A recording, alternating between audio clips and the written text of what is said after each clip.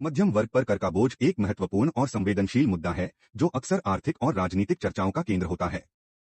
मध्यम वर्ग समाज का वह हिस्सा है जो न केवल आयकर और परोक्ष करों जैसे वस्तु एवं सेवा कर जीएसटी का बड़ा हिस्सा चुकाता है, बल्कि सामाजिक सेवाओं और सरकारी लाभों में भी अपेक्षाकृत सीमित भाग प्राप्त करता है। प्रत्यक्ष और अप्रत्यक्ष करों का प्रभाव। मध्यम वर्ग पर प्रत्यक्ष कर जैसे आयकर का बोझ अधिक रहता है क्योंकि उनकी आय एक निश्चित सीमा के बाद कर योग्य हो जाती है।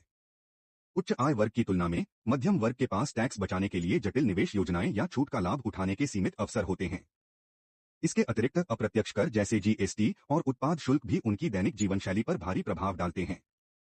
यह कर उनकी आय का बड़ा हिस्सा खा जाते हैं, जिससे उनकी खर्च करने की क्षमता कम हो जाती है। मूलभूत सेवाओं की बढ़ती लागत। मध्यम वर्ग पर टैक्स बोझ की समस्या तब और गंभीर हो जाती है जब वे शिक्षा, स्वास्थ्य और आवास जैसे क्षेत्रों में भारी खर्च करते हैं।